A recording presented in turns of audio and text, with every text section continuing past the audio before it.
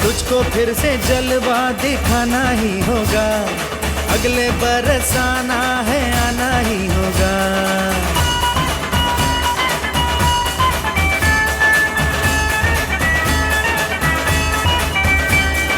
तुझको फिर से जलवा दिखाना ही होगा, अगले बरस आना है, आना ही होगा।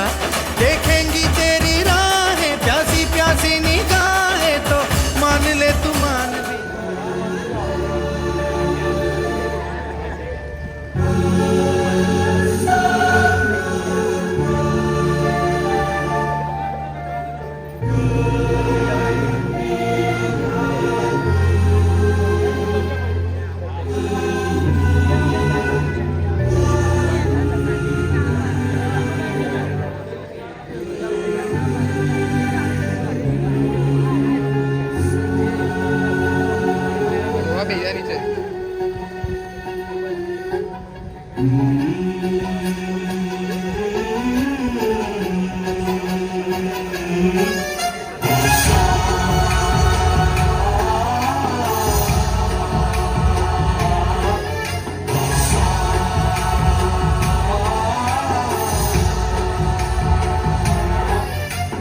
गणनायकाय गणदैवताय गणाध्यक्षाय धीमहि, गुणशरीराय गुणमण्डिताय गुणेशानाय धीमहि, गुणातीताय गुणाधीशाय गुणप्रविष्टाय धीमहि, एकदन्ताय वक्रतुण्डाय गौरीतनयाय धीमहि, गजेशानाय भालचन्द्राय श्रीगणेशाय धीमहि।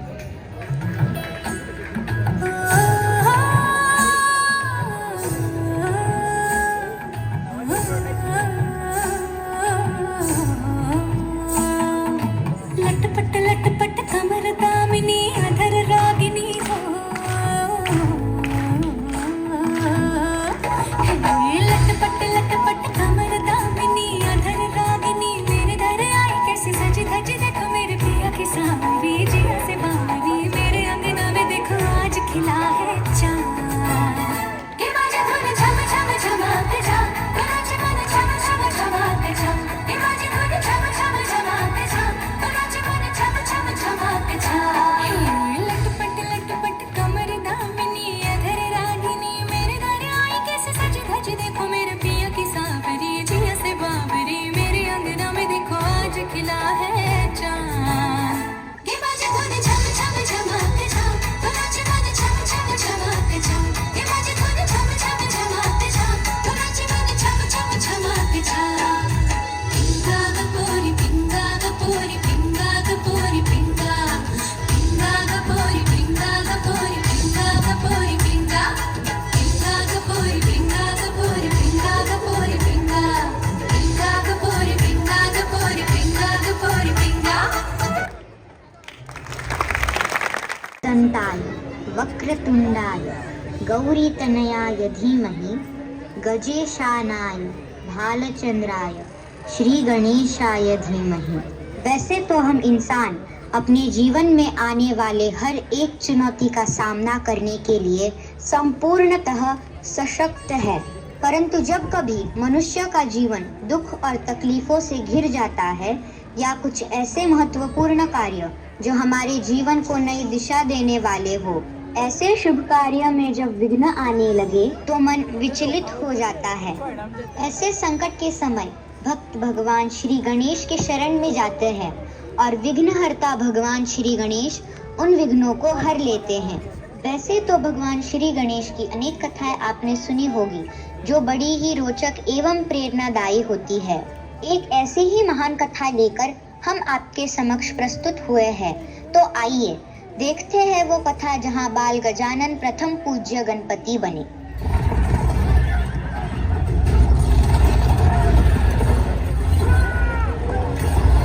प्रतिदिन एक नई असुरी शक्ति के आतंक से ग्रस्त सभी देवगण महादेव को अपनी व्यथा सुनाने कैलाश की ओर प्रस्थान करते हैं।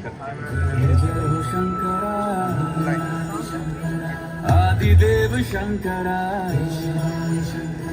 तेरे जाप के बिना चले ये सांस किस तरह। मेरा कर्म तू ही जाने, क्या बुरा है क्या भला। तेरे रास्ते पे मैं तो आंख मूंद के चला। तेरे नाम की जोत ने सारा हर लिया तमस मेरा। नमो नमो शंकरा, भोलेनाथ शंकरा, जय नाथ शंभो हे शिवाय शंकरा। नमो नमो शंकरा, भोलेनाथ शंकरा, रुद्रदेव हे महेश्वरा।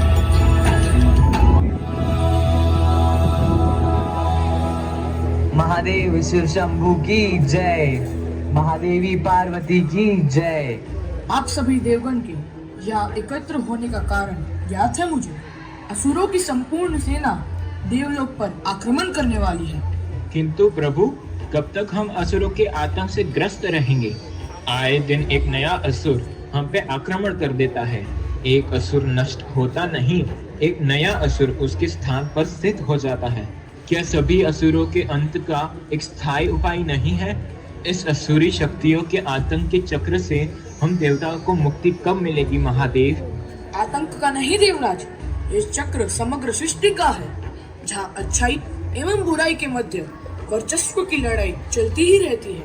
इसलिए अगर देवता है तो असुर भी है।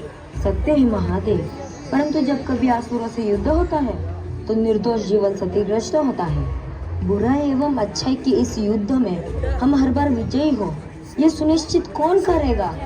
उचित है, आप सभी देवताओं में से ही किसी एक देवता को प्रथम पूज्य का पद प्राप्त होगा, जो बनेंगे देवताओं के देवता, देवताओं के विघ्नहर्ता, असुरों के विघ्नकर्ता।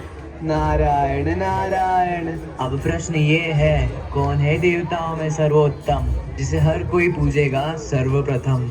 मेरे विचार से प्रथम पूजनीय देव के पद पर इंद्रदेव ही विराजमान होने चाहिए, क्योंकि देवराज इंद्र है समग्र देवताओं के अधिपति, और इंद्रदेव ही तो है जो करवाते हैं वर्षा, जिससे उत्पन्न होता है अन्न और प्राप्त होता है यज्ञ द्वारा देवताओं को भोजन। निसंदेह देव ऋषि नारद के कथन से मैं सहमत हूँ, यदि आप सभी को स्वीकार हो तो। नहीं, मुझे स्वीकार्य नहीं।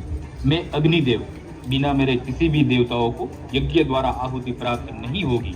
मेरे अग्नि स्वरूप में दी जाने वाली आहुति मेरी पत्नी स्वाहा स्वीकार कर सभी देवताओं तक पहुंचाती।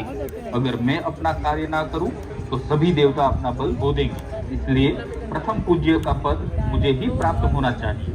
अग्निदेव, मत भूलिए, मैं पवन देव और मेरी अनुपस्थिति में आपका कोई अस्तित्व नहीं। किसी भी जीव को जीवित रहने के लिए प्राणवायु की आवश्यकता होती है। अगर मैं अपना कार्य न करूं तो संसार में कोई जीवित नहीं रहेगा। सर्वश्रेष्ठ देवता तो मैं हूँ। अग्निदेव, पवन देव, आप भूल रहे हैं। यदि मैं सूर्य देव उदय होना बंद कर दूं तो संपूर्ण काल चक्र रुक जाएगा।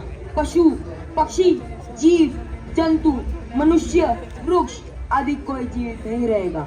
समग्र सृष्टि का अंत हो जाएगा। इसलिए प्रथम पूज्य का पद मुझे ही मिलना चाहिए। मैं कर्म फलदाता शनिदेव प्रत्येक जीवों को उनके कर्मों का फल प्रदान करता हूँ, चाहे वो देव हो, दानव हो या फिर मनुष्य। हर कोई मेरे प्रकोप से डरता है। अग्निदेव, पवन देव एवं सूर्य देव ने स्वयं के अस्तित्व का महत्व तो समझा दिया, परंतु मैंने इस संसार के प्रत्येक जीव को उनके कर्मों का महत्व समझाया है।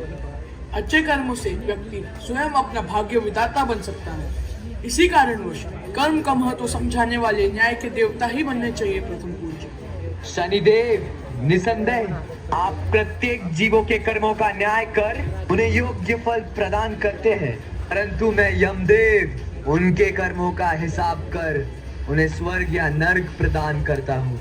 अगर मैंने अपना कार्य रोक दिया तो किसी को मृत्यु का भय नहीं रहेगा और इस संसार में मृत्यु चक्र थम जाएगा। इसी कारणवश मैं ही हूँ सर्वश्रेष्ठ देवता। शांत हो जाइए आप सब। हम देवताओं को इस प्रकार लड़ना शोभा नहीं देता।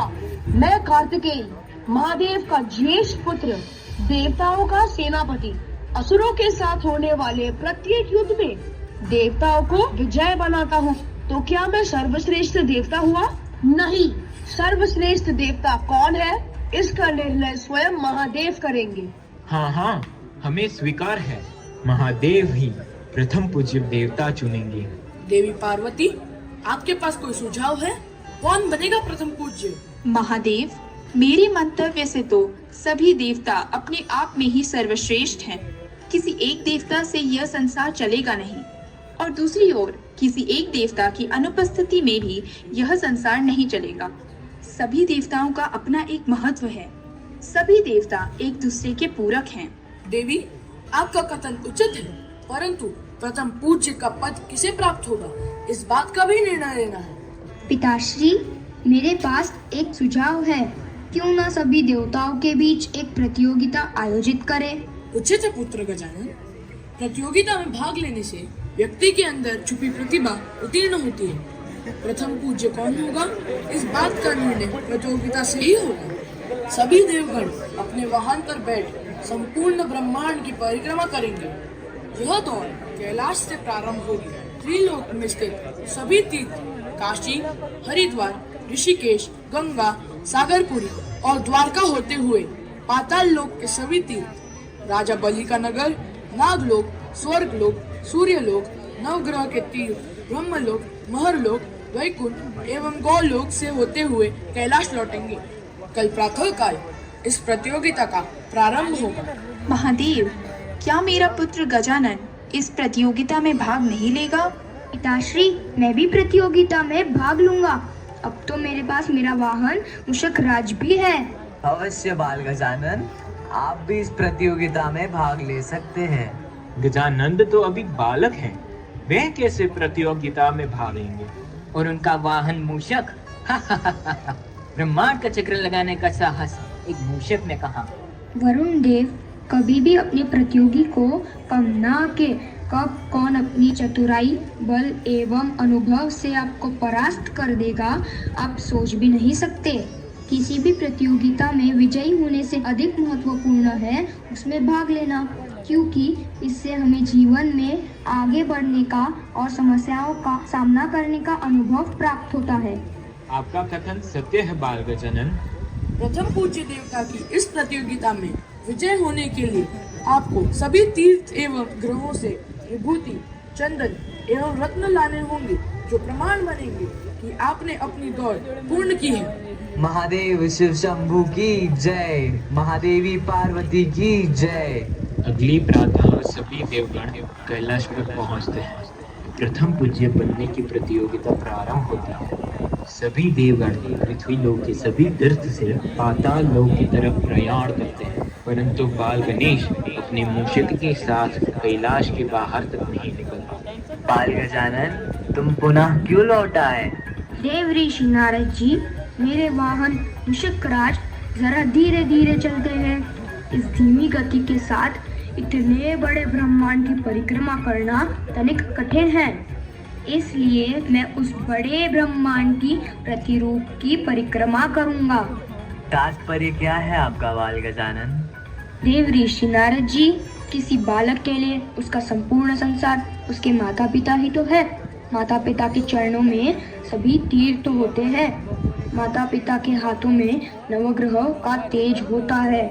माता पिता की गोद एक बालक के लिए किसी स्वर्ग या ब्रह्मलोक से कम नहीं। जहाँ मेरे पास मेरे माता पिता की परिक्रमा करने की सुविधा है, तो मैं ब्रह्मांड की परिक्रमा क्यों करूँ?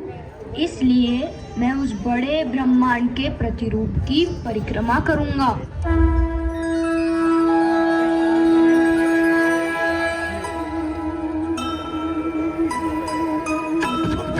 कर लेते युक्ति से काज सिद्ध सारे, केवल चातुर्य अद्भुत तुम्हारे। आहम है रोष सिंह है विशाल काय, हरि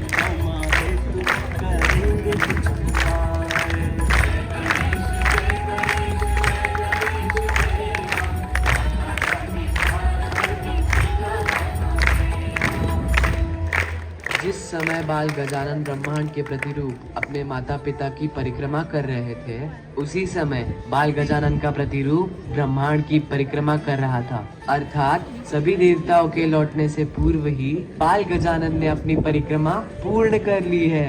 अर्थात बाल गजानन विजयी हुए। बोलो बाल गजानन की जय। आज बाल गजानन ने ये सिद्ध कर दिया, व्यक्ति के किसी भी परिस्थिति को देखने का सकारात्मक दृष्टिकोण, बुद्धि एवं साहस उसे किसी भी चुनौती में उत्तीर्ण कर सकता है। आज से यह समग्र संसार बाल गजानन को विघ्नहर्ता प्रथम पूज्य श्री गणेश के नाम से जानेगा। श्री गणेश बुद्धि, विद्या एवं कला के देव कहलाएंगे। धर्म का पालन करने वालों के लिए विघ्नहर्ता और दुष्ट जीवों के लिए विघ्नकर्ता बनेंगे गणेश। जो भक्त पूर्ण श्रद्धा से भगवान श्री गणेश की आराधना करेगा, उस भक्त के कुंडली से सारे दोष एवं जीवन के सारे कष्ट दूर हो जाएंगे। किसी भी शुभ कार्य में किए जाने वाले पूजा या यज्ञ से पूर्व प्रथम पूज्य श्री गणेश की पूजा की जाएगी। बोलो भगवान श्री गणेश की जय।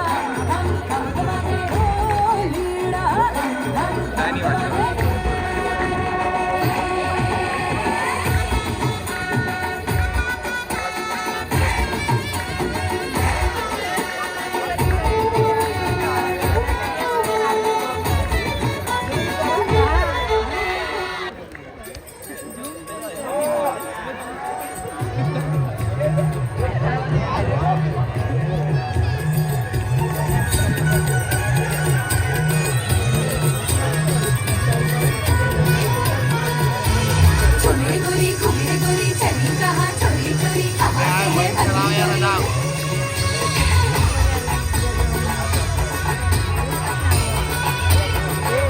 चोरी गोरी घूमे गोरी चली कहाँ चोरी चोरी कहाँ से है बंदी डोरी रे शर्म छोड़ी छोड़ी छोड़ी गलों की ये बोले छोड़ी बेशर्मी करने दे चोरी गोरी घूमे गोरी चली कहाँ चोरी चोरी कहाँ से है बंदी डोरी रे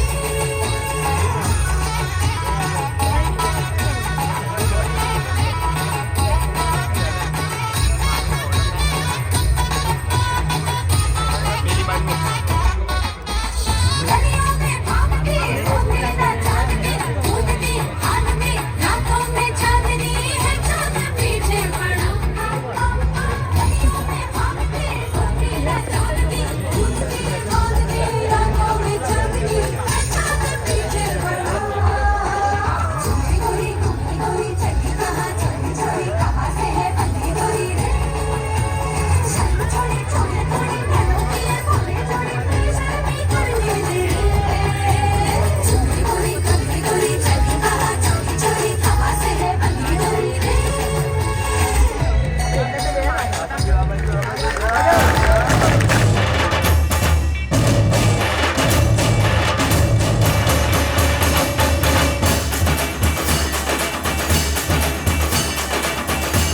मेरे सारे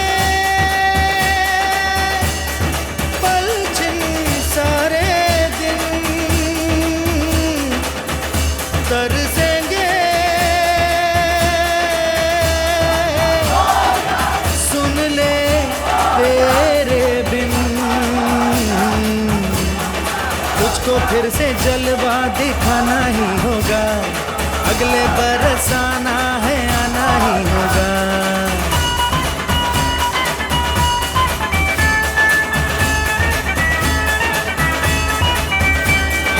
तुझको फिर